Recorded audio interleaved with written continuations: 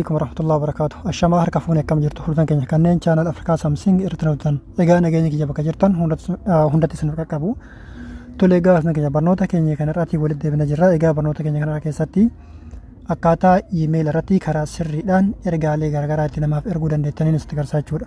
Yeroo kana jedhu homa barbaadan yookiin ammoo suuraas haa ta'u waan barbaadan barreeffama garaagaraas haa ta'u jechuudha. Karaa itti namaaf erguu dandeettaniin isin agarsiisaa jechuudha. Kanaaf hamma xumuraatti viidiyoo kana daawwadhaatii irraa baradhaa isiniin jedha. Akkasuma jechuudha namoota hin beekneefis viidiyoo kana qoodaatii akka irraa baratan taasisaa isiniin jedha.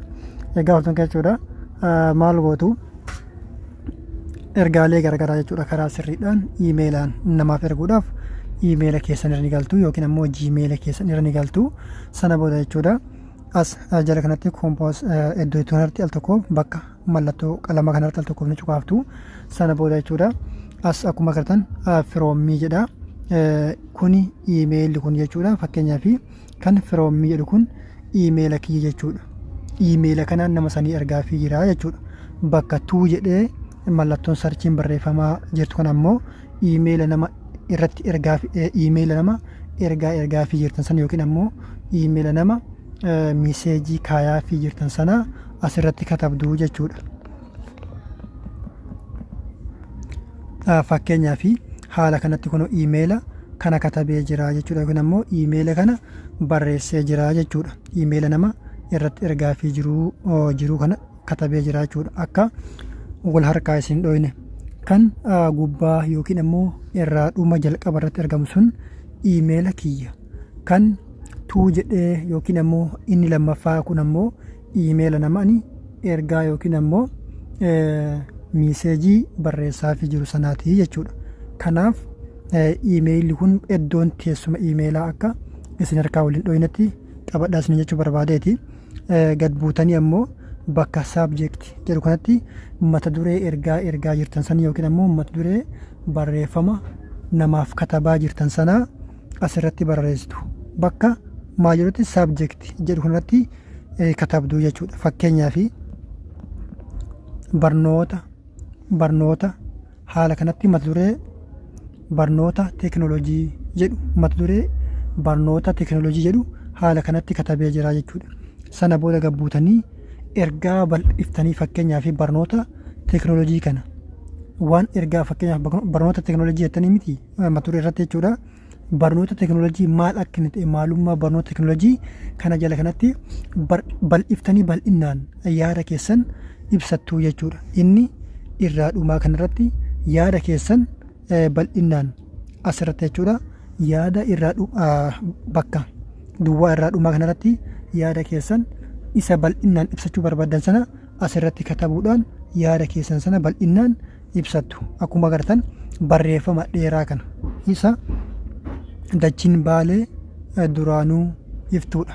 Fakkeenyaaf dachiin baalee duraanuu iftuudha jedhee itti fufa jechuudha. Maalinni bal'ina maaliiti? Bal'ina mata duree saniiti. Fakkeenyaaf amma asirratti barnoota jedhaan isinitti agarsiisuu fi barreeffama kana bakka biraarraa koppii godhee isinitti agarsiisuuf fide jechuudha. Dachee baalee amma fakkeenyaaf maalummaa amma asitti mata duree irratti yoo dachee baalee jedhee jiraadha jechuudha. Jala irratti maalinni dacheen baalee maal akkasiin taate maalummaa dachee baalee jechuudha. Bal'inaan keessa deemee yaada sana ibsu yaada san iddoo itti ibsadhu jechuudha. Maal iddoon kun iddoon irraa dhumaa yookiin ammoo bakkeen duwwaa irraa dhumaa isin itti barreeffama barreessan kun bakka yaada keessan bal'inaan itti ibsattanii jechuudha. Sana booda yaada keessan bal'inaan erga haala kanatti itti ibsattanii booda maal gootu erguudhaaf jechuudha.